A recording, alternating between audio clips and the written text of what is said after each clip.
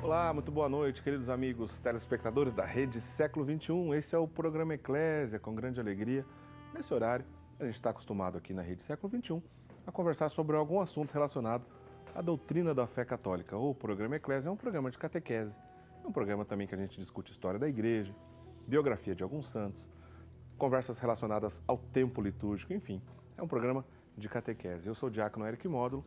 E mais uma vez, estamos aqui começando o nosso programa Eclésia para todo o Brasil. Estamos ao vivo. Quero dar boa noite ao nosso querido Padre Guido Montinelli, que está aqui ao meu lado. Boa noite, Padre Guido. Boa noite, diácono Érico. Boa noite, prezados amigos, telespectadores. Meu grande abraço fraterno, com todo o meu carinho. Estamos na novena do Santo Natal. Desde já desejo muita paz, muita serenidade em todas as vossas famílias. Meu abraço especial esta noite para as irmãs concepcionistas franciscanas do mosteiro da cidade de Piratininga, que estão todas ligadas no nosso programa. Também que Jesus entre e se sinta à vontade na vossa comunidade religiosa. Muito bem. Estamos próximo, chegando ao grande dia do Natal, lembrando o nascimento do nosso Senhor Jesus Cristo. Vamos fazer um programa hoje falando sobre a encarnação do Verbo, entendendo um pouco mais esse conceito. Jesus nasceu, se encarnou na Virgem Maria, na plenitude dos tempos se encarnou na Virgem Maria e nasceu no tempo. Ele que é eterno e anterior ao tempo, nasceu no tempo, na plenitude, no nosso tempo histórico.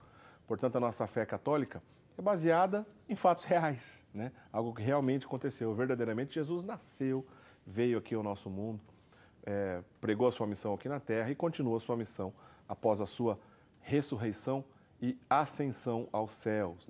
Agora, essa encarnação do Verbo, a gente lembra nesse período, a gente lembra do nascimento do nosso Senhor Jesus Cristo. Especialmente, o Padre Guido preparou para a gente uma conversa aqui, para a gente, a pauta que a gente sempre prepara, toda semana que a gente traz para você um assunto interessante de catequese, um pouco também sobre São Leão Magno, as catequeses de São Leão Magno, relacionado à encarnação do Verbo. É bem interessante, vale a pena você ficar conosco no programa de hoje. Padre Guido, vamos conversar aqui sobre o nosso tema, Todo mundo, muitas pessoas estão assistindo a gente, certamente nesse período, tá, lá na sua casa, com o seu presépio já arrumadinho, esperando, só a chegada do menino Jesus. Afinal de contas, não vamos perder esse costume de montar o presépio. A gente até tem aqui nos nossos estúdios um pequeno presépio, lembrando esse momento também. Nós precisamos manter esse costume do presépio, Uma coisa importante, manter o costume, esses sinais e tudo mais, durante, principalmente, essa época do ano. Mas, Padre Guido, o dia 25 de dezembro é o dia que nós comemoramos o dia do nascimento do nosso Senhor Jesus Cristo, e tem muita especulação sobre essa data. Mas já faz muito tempo que a Igreja instituiu essa data de 25 de dezembro, Padre Guido? Perfeito. Em primeiro lugar, diácono Eric, também prezados amigos, não está registrada em nenhuma página da Bíblia a data do nascimento de Jesus. Aliás, mais ainda, até os 4 evangelistas, Mateus e Lucas, falam algumas coisas da infância de Jesus, ao passo que Marcos e João apresentam Jesus já adulto, com 30 anos de idade, pronto para iniciar o seu ministério público. Então, temos, porém, no quarto século, 2 papas que estabeleceram de comemorar a data do nascimento de Jesus no dia 25 de dezembro. Certo. Exatamente o Papa Júlio I, no ano 350, e o Papa Libério, 4 anos depois, no ano 354. E também temos uma data histórica para o Império Romano. No ano 529, o imperador Justiniano determinou feriado nacional esta data em todo o Império Romano. Mas não está registrado como um documento esta data. E aí são várias versões que se apresentam, Uma das, digamos assim, mais comuns fala, temos que esquecer o nosso calor do Brasil e passar no hemisfério norte, onde estamos em pleno inverno agora, E se comemorava o início do inverno com uma festa pública, social, comemorando o solstício de inverno. Isto é, o início do inverno, quando a temperatura é muito rigorosa, em muitos lugares, inclusive, tem a neve, e os romanos faziam uma grande festa para o deus Sol, para que, com os seus raios, com o seu calor, esquentasse mais a terra, para que a neve pudesse desaparecer e aquelas sementinhas que tinham plantado pudessem brotar. Era uma festa popular. Aí, uma das versões diz que os cristãos copiaram esta festa, como, adorando o verdadeiro sol, que não é o astro, mas exatamente Jesus, que veio para aquecer a nossa fé, para dar um gosto à nossa existência, para nos resgatar de qualquer forma de um mal e do pecado. E, portanto, foi estabelecida, uma das versões, a data do dia 25 de dezembro. A gente tem que separar um pouco o joio do trigo aqui, porque realmente a gente respeita, por exemplo, essas correntes de historiadores, pensadores e até mesmo teológicas, né, que acabam adotando esse tipo de consideração de que havia uma festa pagã, principalmente também conhecido como Sol Invictus, onde o cristianismo teria substituído essa data e colocado o Natal, né, justamente no dia 25 de dezembro. Porém, a gente não pode afirmar isso com certeza categórica. Há historiadores que dizem justamente o contrário, né? Há quem afirme que existia, pelo fato de existir o Natal no 25 de dezembro, criou-se uma festa pagã também no 25 de dezembro, por exemplo, para adorar o Deus Sol, né? É uma outra corrente, é justamente o contrário do que o Padre Guido acabou de dizer. Agora, não dá para forçar a barra, né? E, principalmente no século XIX, surgiram alguns historiadores, de maneira proposital, né? Principalmente porque o Natal é uma festa muito perseguida no meio de pensadores ateístas e tudo mais, inclusive protestantes. Inclusive, nessa questão no século XIX, as distorções diziam justamente que muitos deuses na antiguidade teriam comemorado no dia 25 de dezembro e que Jesus Cristo seria mais uma dessas entidades. Espera aí, calma. Aí também a gente começa a viajar na maionese. Por exemplo, entre essas pessoas que defendem isso, o antigo deus egípcio Horus, ou Horus, né, teria, na mitologia antiga egípcia, nascido no mês de dezembro. Peraí, Padre Guido, isso tem um erro clássico aí. Claro, porque né? o mês de dezembro não existia no calendário dos egípcios, é no calendário romano. Por isso, esta teoria, o primeiro também eu a colocá-la de lado, né? Mas eu diria, Diácono Edi, que é uma atenta leitura do Evangelho de hoje, que foi apresentado hoje para a liturgia diária, encontraríamos talvez uma solução, onde se fala de Zacarias, certo, né, o pai de João Batista, que enquanto estava no seu turno de apresentar o incenso, teve a visão do arcanjo Gabriel. O turno, porque ele pertencia também a uma classe sacerdotal, né? Agora, fazendo um cálculo de todas as semanas de cada classe, nós chegaríamos exatamente ao final do ano, do mês de dezembro. Poderia ser mais uma pista para justificar o nascimento de Jesus no dia 25. Se a gente pensar, né, nesse serviço de Zacarias no templo, pensando no nascimento de João Batista e lembrando da relação da Virgem Maria que visitou sua prima Isabel, tudo mais, fazendo os cálculos, a gente chegaria à possibilidade concreta de que Jesus provavelmente nasceu sim na última semana de dezembro, portanto não é forçar a barra o dia 25 de dezembro. Tem uma lógica muito interessante aí, né? Alguém vai dizer assim, mas importa se Jesus nasceu em dezembro ou em janeiro, porque a festa do Natal em algumas regiões, por exemplo, já foi comemorada no dia 6 de janeiro, que é o dia da Epifania, né, para nós. Importa? Olha, na prática não, o que importa é que Jesus nasceu, mais dias, menos dias, não importa. Porém, também a gente não pode cair em qualquer lenda aí, por aí, né? A gente não pode cair em qualquer besteirinha e dizer, olha, a igreja inventou essa data, etc. Não, calma, tem uma força lógica aí muito grande. Isso é papel dos historiadores também, para chegar num consenso. E a gente fica com essa, principalmente assim, com o ensinamento do Papa Júlio I, que, olha, morreu no ano 350. Então, antes ainda desse período, já instituiu a festa do Natal no dia 25 de dezembro, né, Padre? Perfeito. Portanto, respeitamos esta data que está sendo considerada e muito valorizada em todo o mundo inteiro católico, né? E Jesus, é claro, veio ao mundo. E aquela frase em língua latina, et verbum caro factum est, isto é, o verbo se fez carne, nós encontramos até hoje na casa de Nazaré, lá na Terra Santa, né, onde o arcanjo Gabriel visitou Nossa Senhora. Exatamente o lugar onde aconteceu o mais, digamos assim, dos mais belos milagres que Deus podia realizar. Isto é, o envio do seu Filho, certo, aqui na Terra para salvar a humanidade, mas também, como vou explicar daqui a pouco, para mostrar até que ponto vai o amor que ele tem para com a humanidade.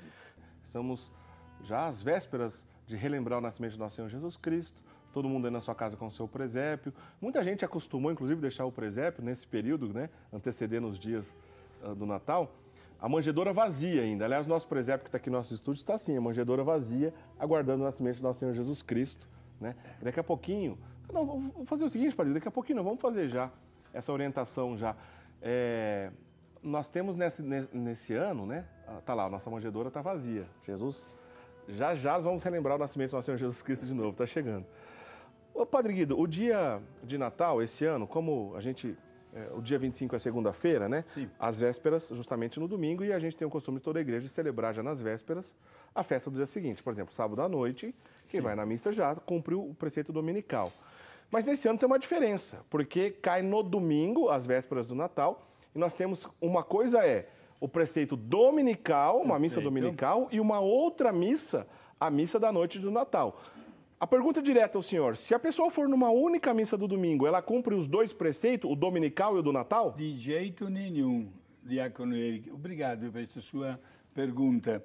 Trata-se de duas festas, duas solenidades, 2 dias santos de guarda. Portanto, quem vai à Santa Missa ao domingo é o domingo, do quarto domingo de Advento. Certo? No dia seguinte, segunda-feira, é o dia de Natal, que também é dia santo de guarda. Certo. Agora, quais são as possibilidades? São 2 dias e devemos respeitar os 2 dias. Eu posso ir para a missa de domingo, sábado à noite, e depois vou segunda-feira, ou vou domingo à noite, que é válida também para o dia seguinte. Ou seja, 2 missas, hein? Uma missa para o domingo, para o preceito dominical, que pode ser sábado à noite ou domingo de manhã, por exemplo. E depois, domingo à noite, uma outra missa, um outro preceito que já é o do Natal. Por exemplo, se você for só no domingo, você precisa ir no domingo de manhã, numa missa, para cumprir o preceito dominical, e à noite para viver a missa do Natal, caso você for só no domingo, tá bom? Mas são 2 festas distintas, explicadinho. A gente não pode encarar, puxa vida, vou ter que ir em 2 missas, mas que coisa canseira. Não, calma. O nascimento do nosso Senhor Jesus Cristo, não é qualquer coisa, exato, né, Padre Guido? Exato. E também é bom, aproveito para comunicar aos nossos amigos que o mesmo acontece na semana seguinte. É verdade, é verdade. Certo? No Ano Novo, né, Padre Guido? No Ano Novo, nós estamos com sábado, domingo e segunda. Aquele domingo, que é o dia 31 de dezembro, é domingo, dia do Senhor, portanto, é santo de guarda. Segunda-feira, início do novo ano, e também é dia santo de guarda, solenidade de Nossa Senhora, Mãe de Deus. Tudo que a gente for para o Natal vale para o Ano Novo, então também 2 missas para cumprir o preceito, hein, gente? Uma para o Natal, a outra para o domingo, mesma coisa com a festa da Virgem Teotocos Maria, Mãe de Deus. Padre Guido, vamos lá fazer uma passagem, um apanhado bíblico, né? Algumas citações para a gente lembrar da expectativa da encarnação do Verbo? Perfeito. A Bíblia não falta na casa de ninguém.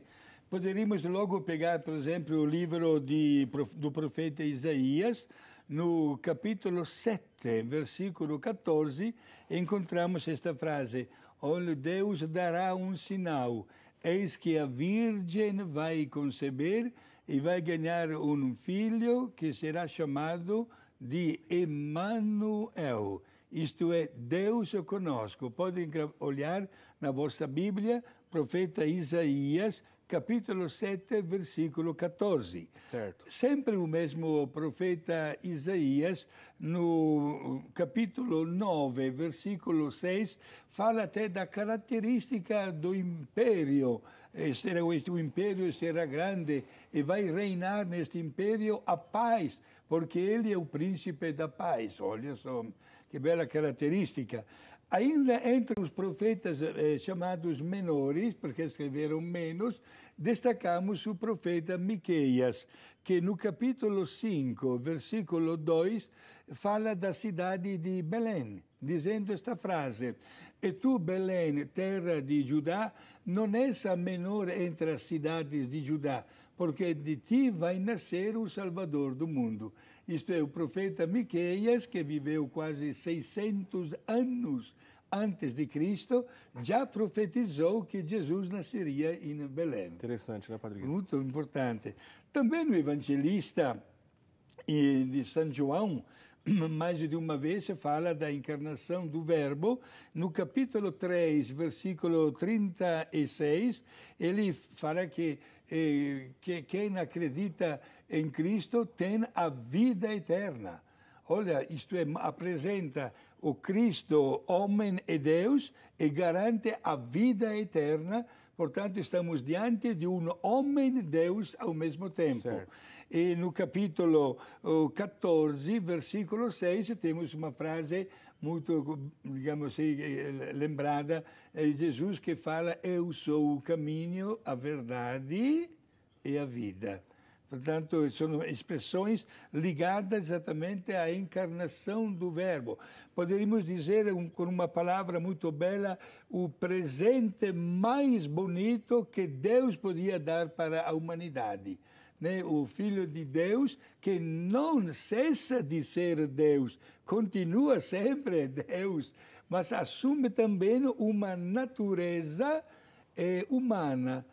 Sabemos qual é a doutrina que a Igreja sempre defendeu, né?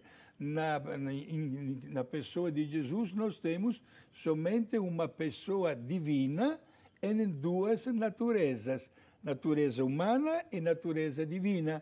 Isto é, quando Jesus sofreu, enfrentou um processo sumário, sem nenhuma defesa e que resultou na condenação à morte e morreu na natureza humana, porque na sua natureza divina não podia, como Deus, nem sofrer e menos ainda morrer. É interessante, porque essas discussões relacionadas à pessoa de nosso Senhor Jesus Cristo, esses debates cristológicos, né, dominaram o cenário dos primeiros concílios na Igreja. Né? Concílio de Nicéia, 325, Concílio de Constantinopla, 381.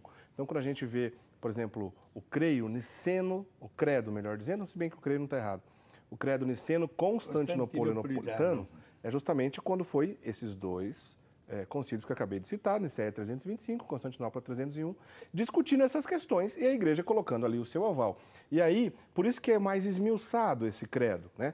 E lembra, por exemplo, da pessoa de Nosso Senhor Jesus Cristo, isso ensina todos os detalhes, né? Deus de Deus, luz da luz, Deus verdadeiro de Deus verdadeiro, gerado, não criado, consubstancial ao Pai, né?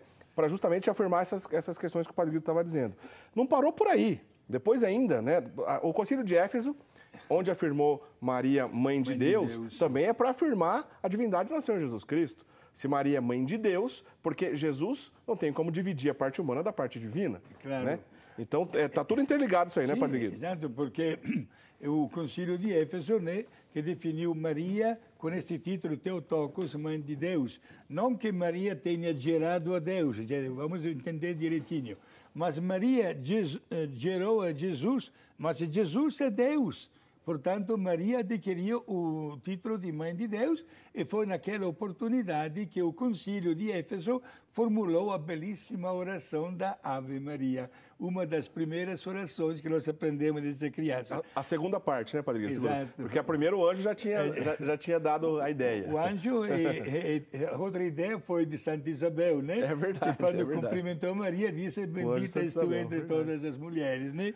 E não esqueçamos, Diácono Eli, que as perguntas mais frequentes que corriam dentro da igreja naquela época eram: Cristo era verdadeiro homem?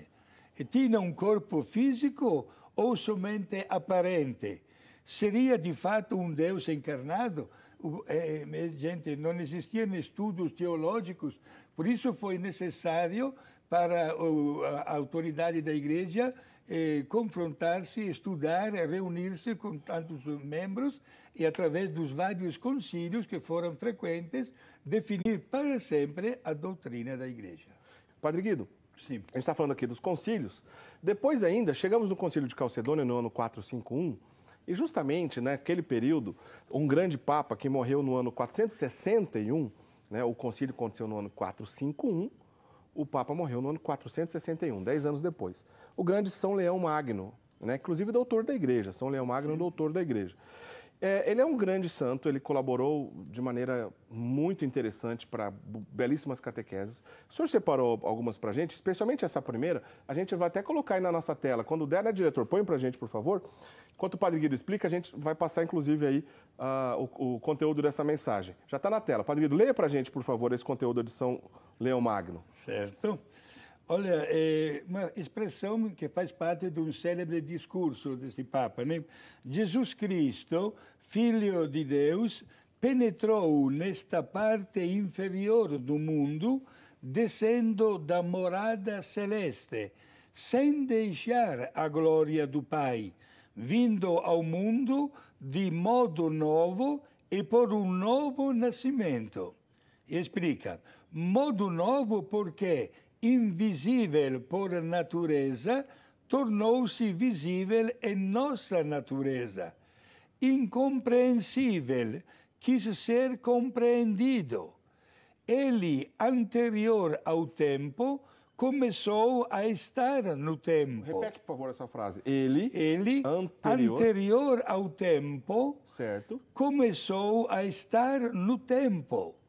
Senhor do universo, tomou a condição de servo, velando o brilho de sua majestade. Isso é uma profundidade sem tamanho, né, Padre Guido? Olha, até numa linguagem altíssima do ponto de vista teológico, mas de uma comunicação fácil até para o povo daquela época, para deixar bem claro que a encarnação do Verbo não significa uma separação do Filho com o Pai. Permaneceu sempre o mistério da Santíssima Trindade. Só que ele vem até o mundo, faz parte da nossa natureza. Claro, a natureza humana estava suja de pecado. Até hoje nós nascemos carregando, né, o peso, e ele, como Deus, é claro, não podia ter nenhum pecado. Portanto, é o homem como nós, menos o pecado. Mas isso não significa que Jesus não experimentou todas, digamos assim, as experiências humanas, até as tentações contra o demônio, até a fome, até a dor. Inclusive, é interessante esta colocação para entender até a linguagem de Jesus na última e mais dramática noite da sua vida, quando chegou a dizer para o Pai: se for possível, afasta de mim este cálice de amarguras, mas não seja feita a minha, mas a tua vontade. Portanto, meus amigos, aqui temos as características do Verbo que se faz carne, se torna como um de nós, vem ao mundo, e nós não temos palavras, Diácono Eli, para agradecer a esta iniciativa extraordinária de Deus, Pai, que envia o seu Filho, né? E não esqueçamos como importante uma atenta leitura de todas as páginas do Evangelho, porque até o mesmo Jesus, usando uma linguagem de parábolas, um dia contou aquela história daquele homem que arrendou a vinha e mandou depois os seus funcionários, mas não foram bem recebidos, etc. E a um certo ponto, este homem de longe disse, vou mandar o meu filho, com certeza vai respeitar o meu filho e eu vou receber o lucro, o fruto do arrendamento, etc. Ele usava Jesus essa linguagem da sua mesma encarnação. Era uma figura através da qual ele mostra que o grande amor que Deus teve e continua tendo para conosco é aquele de estar sempre conosco aqui na Terra para até a consumação dos séculos, com a graça divina marcada pela presença do seu Filho. Esse grande Papa, São Leão Magno, né, os escritos dele influenciaram diretamente o Concílio de Calcedônia, que foi, de uma vez por todas, onde a Igreja colocou uma chancela, deixou bem claro para toda a história, Jesus 100% Deus, 100% homem, né? E não pode dividir a parte humana, a parte divina, como o Padre Guido já bem explicou. Inclusive, eu lembrei, Padre Guido, quando a gente estava agora há pouco preparando essa pauta, eu lembrei de um trechinho da liturgia maronita, que, aliás, a liturgia maronita tem até influência com o Concílio de Calcedônia, pois os maronitas, no início da sua história, inclusive deram a vida depois desse concílio. Até mesmo 350 monges foram assassinados, defendendo a verdade de fé que o Papa teria estabelecido no concílio, de que Jesus é 100% Deus, 100% homem. O chamado monofisistas, aqueles que não aceitaram esse tipo de coisa, chegaram mesmo a entrar em guerra com aqueles que defenderam a verdade de fé que o Papa estabeleceu.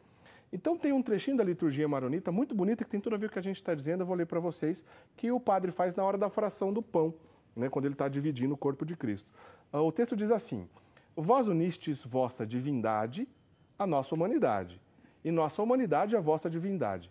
Unistes a vida com a nossa mortalidade, e nossa mortalidade com vossa vida. Tomastes o que é nosso e nos destes o que é vosso, para a vida e salvação das almas. É muito claro essa questão da encarnação do Verbo, bonita, profunda, e para dizer que nosso Senhor Jesus Cristo se encarnou aqui no nosso meio com uma missão, né, Padre Guido? E cumpriu bem a sua missão. Exato, de resgatar a humanidade, minha gente. Ele nos salvou, seja através do sacrifício da cruz, como ponto mais culminante, mas também, como vamos conversar logo em seguida, como o outro grande teólogo apresentou, isto é, seja a cruz, como também o sacramento da Eucaristia. Já completa para a gente vai para o intervalo, mas dá tempo. Do Beato Duns Scoto, o senhor está falando, né? Beato Duns Scoto, exato, franciscano, ele aceita plenamente a doutrina da Igreja e diz, gente, que Deus tanto amou a humanidade que teria enviado o seu Filho a se encarnar, mesmo sem o pecado da humanidade. Tamanha era a manifestação do amor. Para completar a obra da criação, Deus teria enviado o seu Filho. Portanto, estamos diante de mais uma belíssima página de teologia que enriquece a nossa cultura e a nossa prática devocional. Inclusive, ele, Duns Scoto, que é beato, chega a dizer, é verdade que Jesus resgatou a humanidade imolando-se na cruz, mas não esqueçam que antes de se imolar, instituiu a Eucaristia, para deixar bem clara a sua presença misteriosa, mas real, na hóstia consagrada, para ser adorado e também para receber o nosso afeto e tornar-se nosso alimento espiritual. Portanto, gente, olha a grandiosidade desta missão de Deus que aceita a natureza humana para permanecer sempre junto conosco. Padre Guido, vamos continuar aqui mais um pouquinho da nossa catequese? Sim. O grande Leão Magno também ele tem uma contribuição interessante, que ele fala da frustração das astúcias do demônio devido à encarnação do Verbo. Explica pra gente Sim. isso. Vou dizer logo as palavras que ele usa, né? Aquele no qual o demônio constatou uma natureza idêntica à de todos, tinha, pensava ele, uma origem semelhante à de todos. Certo. Ele não compreendeu que estava livre dos laços do pecado aquele que não viu isento das fraquezas da mortalidade. Isto é, o demônio pensava de ganhar até de Jesus na natureza humana. É porque os três evangelistas sinóticos, Mateus, Marcos e Lucas, apresentam até as tentações que Jesus sofreu. Só que pensava ele que Jesus fosse homem também com o pecado. Pelo contrário, Jesus era perfeito homem, menos o pecado. Por isso, a frustração total das astúcias do demônio. O demônio tentou também com Jesus. Deixa bem claro este fato, ninguém fique apavorado, minha gente. Todos nós sofremos as tentações do demônio. Mas não esqueçam que Deus conhece quais são os nossos limites e não pode permitir que sejamos tentados além da nossa capacidade. É artigo de fé. Aliás, o senhor já tratou desse assunto em outras oportunidades. Sim. Eu acho interessante, porque o senhor, inclusive, na outra oportunidade, deu o exemplo, né? Se alguém, por exemplo, diante do sacerdote, uma confissão até fora dela, dizia assim, olha, padre, eu acabei pecando porque a tentação foi muito grande, não tinha como eu suportar. Não. Tá certo isso, padre Guido? Não, pelo amor de Deus, gente, não diga uma frase desta, porque é contra a fé. Deus não permite que isso aconteça. Diante de uma qualquer tentação, é verdade que Deus respeita a nossa liberdade. Se eu ganho, agradeço a Deus. Mas se eu peco, não é porque a tentação é grande, mas porque eu quero pecar. É bem diferente, né? Portanto, minha gente, a tentação é uma provação que tem a finalidade de fortalecer ainda a nossa fé e o uso correto da liberdade, da vontade e da inteligência que Deus nos proporciona. Já que a gente entrou nesse assunto, né, gente? Pecado é saber que algo é errado e mesmo assim querer fazer, né? Quer fazer, porque nós somos livres, como o padre Guido acabou de dizer.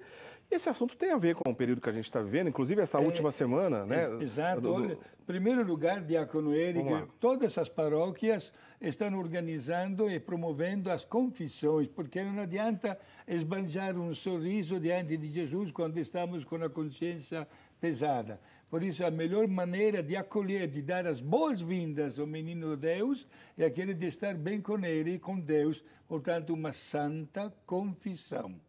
Todas as paróquias, ou numa maneira individual, ou numa maneira comunitária, mas, gente, procuramos a maneira de comemorar o Natal com a sinceridade do nosso coração. O senhor falou de confissão comunitária. A confissão comunitária, para alguém, por exemplo, que está em situação de estado de pecado grave, o fato da pessoa participar da comunhão comunitária não obriga a fazer a comunhão individual? Não, obriga. A confissão comunitária, mesmo com uma pessoa com pecado grave, a pessoa recebe a absolvição. Certo. Pode receber a Santa Comunhão Sacramental, mas tem sempre a obrigação da confissão individual e quanto antes.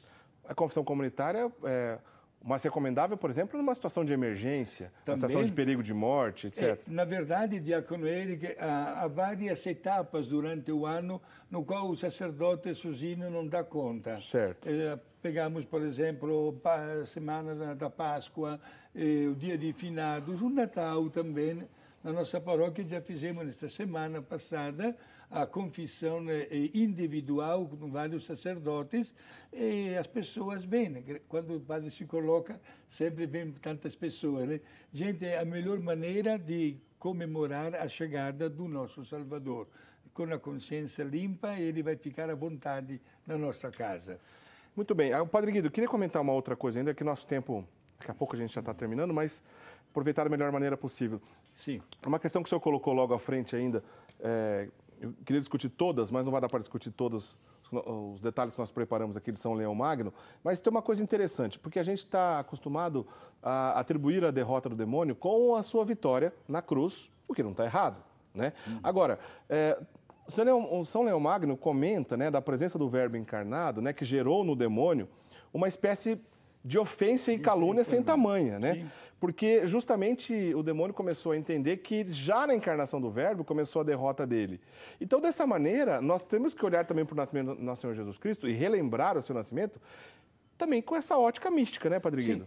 E, inclusive, esta passagem, Diácono Eric, nos leva também a uma outra consideração. Acabamos de falar de tentação, de pecado, certo, etc. Né? Sabemos, através do livro do Apocalipse, que nos tempos idos, antes da criação, inclusive, da pessoa humana, também os mesmos anjos sofreram, digamos assim, como uma provação. E foi aí que muitos anjos permaneceram fiéis a Deus e outros se rebelaram e foram precipitados no inferno. Qual foi esta provação? Há várias pistas teológicas, uma das quais é exatamente a encarnação do Verbo. Isto é, parece que Deus mostrou aos anjos o mistério da encarnação. Isto é, que um dia enviaria o seu filho, que aceitaria a natureza humana também, aqui no mundo para nos resgatar do erro do pecado e da morte eterna. E obrigou os anjos a adorar a Jesus.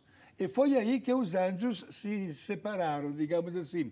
Muitos adoraram a Jesus, outros não quiseram adorar porque pensavam, sim, como Deus, sim, mas na natureza humana é inferior a nós. Portanto, nós não queremos adorá-lo. E foram precipitados no inferno. Aí vem até o nome do arcanjo Miguel.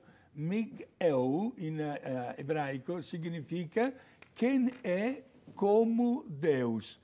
Porque se rebelaram pensando de ocupar um lugar que não era de competência deles. É a história da pista que explica o pecado também dos anjos. Então, aqui nós notamos Jesus que quer mostrar o seu medo, digamos assim, né? Enfrentando até as forças do maligno, o demônio que diz para Jesus, se tu és Deus, transforma estas pedras em pão. Se tu és Deus, joga-te do alto da torre.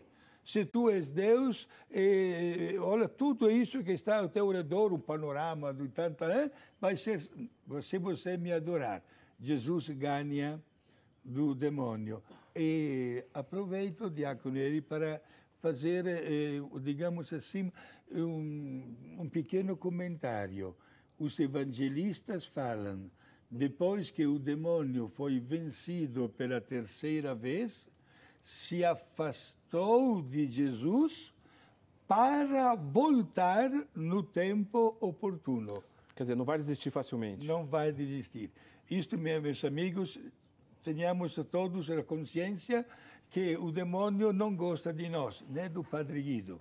Ele continua a sua ação, porém Deus, na sua sabedoria, faz com que cada um de nós possa sempre sair vitorioso diante de qualquer tipo de cilada do inimigo. Talvez como a última pergunta da noite, Padre Guido, tem uma afirmação aqui, na verdade, de São Leomagno e um outro comentário que eu queria que o senhor fizesse. Sim. São Leomagno diz, né, é menos surpreendente ver o homem elevar-se até o divino do que Deus abaixar-se até o homem, né? É uma frase profunda. Quando eu li isso aqui, sabe o que eu lembrei? Uma coisa que o senhor sempre lembra também, um ensinamento de Santa Teresinha do Menino Jesus, que teria numa devida oportunidade na qual recebia ela a visita do próprio Menino Jesus, que foi perguntado em que ocasião mais almas, né, seriam salvas do purgatório para o céu. Tem um pouco a ver com essa frase aqui, não tem, Padre Guido? Explica pra gente. Vamos explicar logo, né? Menina Teresinha de l'Enfant Jésus, do Menino Jesus. A superiora, madre superiora do mosteiro do Carmelo de Lisieux, na França, chamou um dia Teresinha e lhe disse: a próxima vez que o Menino Jesus te aparece, pergunta-lhe em meu nome o seguinte: quando é que, no decorrer do ano, mais almas do purgatório vão para o céu? 2 dias depois, o Menino Jesus chegou no colo de Teresinha e ela, obediente como sempre, fez esta pergunta. Vejam, meus amigos, a resposta do Menino Jesus. Isso acontece de uma maneira especial 2 vezes ao ano. No dia de Finados, 2 de novembro, e no dia de Natal, lembrando a minha chegada na Terra para salvar a humanidade. Por isso estamos diante da mesma afirmação de Jesus, né, que graças à sua chegada no mundo, as almas se salvam. E ressaltando a misericórdia, justamente. Exato. Como lembra São Leão, desculpa. Perfeito, e vou dizer mais, quando li esta bela frase que você acabou de ler, o meu pensamento foi ao Papa Francisco, porque exatamente no ano da misericórdia que acabamos de celebrar, ele disse tantas vezes a mesma frase, isto é, nós cansamos de pedir misericórdia de Deus, mas Deus não cansa de mostrar a sua misericórdia em benefício de cada um de nós. Muito bonita essa frase também, né? Muito bonita. Para medir o tamanho, né, da graça de Deus. Por isso, gente, temos tudo para agradecer a Deus pela chegada do seu Filho que vem para nos salvar. Vamos acolhê-lo como ele merece, né? Padre Guido, antes da gente fazer o sorteio e da bênção, que a gente, o tempo está em cima. Rapidinho, explica para a gente, só para ficar bem claro que algumas pessoas ficaram com dúvidas. Sim. Devido ao Natal, a véspera de Natal, dia 24, cair num domingo, temos duas ocasiões, né, que guardar o preceito dominical, que é uma missa, e a missa de Natal é outra. Não tem como unir os dois preceitos numa missa só? Perfeito. Não, atenção, são 2 dias santos de guarda que merecem todo o respeito. Domingo é o 4º domingo de Advento. Podemos participar da missa na parte da manhã, se queremos também sábado à noite para o domingo. Ao passo que na noite de domingo se celebra a missa da noite de Natal, né? E, portanto, o dia de Natal, 25, é dia santo de guarda. O ideal é para todos, somos chamados, é uma obrigação cristã, vamos todos à Santa Missa domingo e todos na missa também na segunda-feira. Eu mesmo, na próxima semana, com a qual encerramos e abrimos o ano novo, né? Portanto, na próxima semana acontecerá também que o dia 31 é domingo, dia santo de guarda, dia 1º, segunda-feira, também dia santo de guarda, lembrando Nossa Senhora, Mãe de Deus. Portanto, vamos à Santa Missa, seja domingo como também segunda. Quem puder, o ideal seria: vá à missa no sábado à noite, vá na missa domingo de manhã, cumpra o seu preceito dominical, vá na missa domingo à noite, para você cumprir a missa de Natal, que é belíssima da noite de Natal, e depois vai na missa do dia 25, não é esforço nenhum, né? Nosso Senhor merece, e quem será beneficiado com isso tudo? Nós mesmos, que estaremos próximos do mistério do nascimento do nosso Senhor Jesus Cristo. Padre Guido, sua bênção para encerrar. Certo, queremos desejar para o casal Dona Zuleide e o seu Wilson, que hoje estão comemorando 47 anos de vida conjugal abençoada pelo sacramento do matrimônio. Muitas felicidades para a vossa família, para a família de Dona Cristina, Dr. Carlos Carvalho, a Juliana e a Luciana, que estão ligados no programa, como também todo o pessoal de Criciúma, Dona Maria Clemente, Dona Fátima, o seu Alberto Gambolonga e Dona Ladi. O meu grande abraço e para todos os nossos amigos, um feliz e santo Natal. Recebam todos a bênção de Deus Pai, Filho e Espírito Santo. Amém. Obrigado.